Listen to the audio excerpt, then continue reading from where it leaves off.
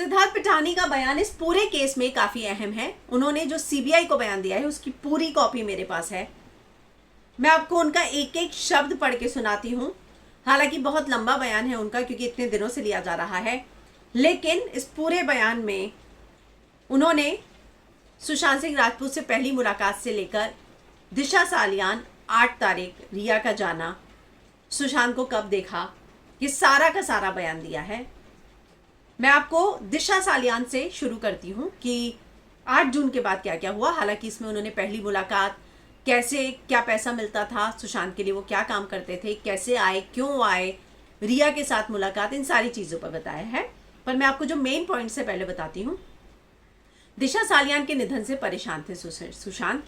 सिद्धार्थ पिठानी ने बताया, मुंबई में आने के बाद मैं डॉक्टर केसी चावड़ा द्वारा दी गई दवाई समय पर सुशांत को दिया करता था। हालांकि ये कंटिन्यूटी में बयान है, तो उनका यहाँ पे जो रेफरेंस है वो ये है कि जब वो वापस उन्होंने ज्वाइन किया था तब की बात बता रहे हैं। मैं दिया करता था। सुशांत ने रेगुलर वर्कआउट भी शुरू किया। सुशांत पहले जैसा अच्छा महसूस करने लग गए थे।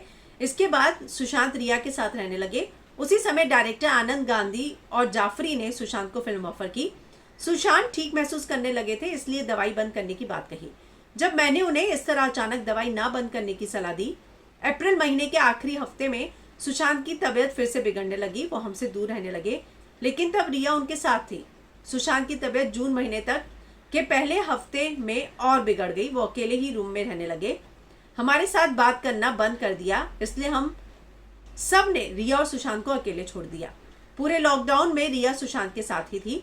8 जून की सुबह 11:30 बजे रिया अपना बैग भरकर घर से चली गई। रिया ने मुझसे जाते हुए सुशांत का ख्याल रखने के लिए कहा। उस समय सुशांत ने रिया से गले मिलकर हाथ दिखाकर बाय किया। कुछ देर बाद सुशांत की बहन मीतू घर आ गई। मीतू दीदी सुशांत से खाना खाने का आग्रह कर रही थी, लेकिन सुशांत ने ज्यादा खाना नहीं खाया। वो सुशांत को हमारे साथ घुलने मिलने की कोशिश कर रही थी, लेकिन सुशांत ने रुचि नहीं दिखाई। मीतू दीदी जब घर पर थी तब सुशांत बार बार पुरानी बातें याद करके रोने लगते थे। उसी दौरान सुशांत ने दिशा सालियान की मौत की खबर मिली। ये खबर सुनते ही सुशांत बेचैन हो गए।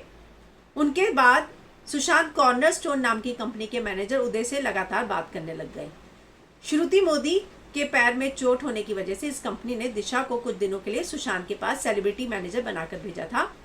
9 जून को दिशा की आत्महत्या के बाद सुशांत की असिस्टेंट मैनेजर की आत्महत्या की खबर हर जगह आने से सुशांत बेहद तनाव में हो गए। इस टेंशन की वजह से सुशांत ने उस रात मुझे उनके साथ बेडरूम में सोने के लिए कहा और दिशा की मौत की पल पल की जानकारी देने के लिए कहा। मैं सुशांत को उस मामले की सारी जानकारी देता रहा। अब उन्होंने बात की 12 जून को, जब मीतू दीदी चली गई।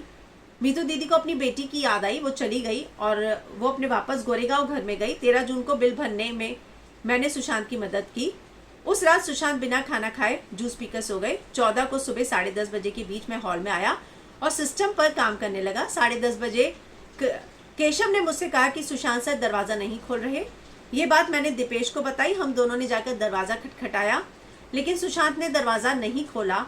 मैंने सुशांत को फोन किया, रिंग बजी, लेकिन वो फोन नहीं उठा रहा था।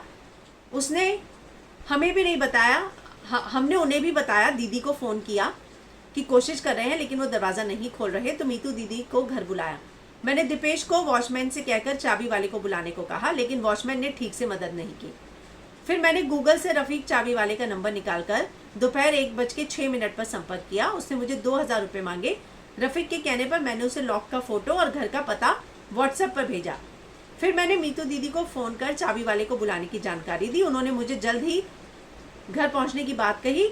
1:20 पर रफीक अपने साथ एक साथी लेकर पहुंचा। उसने लॉक देखकर चाबी नहीं बनाने की बात कही, तो मैंने लॉक तोड़ने को कहा। लॉक तोड़ा। मैंने उसे 2000 रुपये देकर जाने के लिए कहा। उसके बाद दीपेश और मैंने कमरा खोला। अंधेरा था। दीपेश ने लाइट जलाई। हमने सुशांत को हरे रंग के कपड़े के पंखे से लटका देखा। सुशांत के पैर बेड के बगल में थे।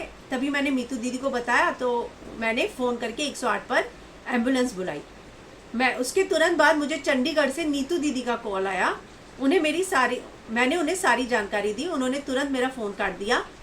उनका मुझे फिर फ़ोन आया। नीतू दीदी ने मुझे सुशांत के बारे में पूछा, तो मैंने बताया कि सुशांत लटका हुआ है और उसकी मौत हो गई है।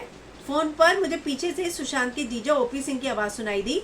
उन्होंने हमें सुशांत को नीचे उतारने के लिए कहा। नीतू दीदी ने भी वही कहा। फिर मैंने नीरज से चाकू लाने के लिए कहा। मैंने चाकू से सुशांत का गले पर का कपड़ा काटा। फिर मैंने और दीपेश ने बेड पर चढ़कर सुशांत को नीचे बेड पर लेटा दिया। नीतू दीदी आई, उन्होंने मुझसे पूछा कि सुशांत जिंदा है और मुझे सुशांत को ठीक से बेड पर रखने के लिए कहा। फिर मैंने, दीपेश और नीरज ने सुशांत को ठीक से बेड पर रखा। सुशांत के गले में लगा कपड़ा निकाला। हमने सुशांत को CPR देने की कोशिश की, लेकिन उसने कोई रिस्पॉन्स नहीं दिया। इसके बाद बांद्रा पुलिस पहुंच गई। तो ये सारी चीजें उन्होंने अपने बयान में बताई है। हालांकि उनका बयान बहुत बड़ा है कि कहाँ कहाँ कैसे कैसे हुआ। इन सारी चीजों को लेकर धीरे धीरे इन्फॉर्मेशन आ रही है, लेकिन ये पूरा बयान जो है CBI को जो सिद्धार्थ पिठानी ने दिया है, तो जी का दावा है कि ये बयान जो है CBI को दिया हुआ बयान है, जो उन्होंने पूरी थ्योरी बताई कि कहाँ क्या कैसे कैसे हुआ था दिशा के निधन के बाद से।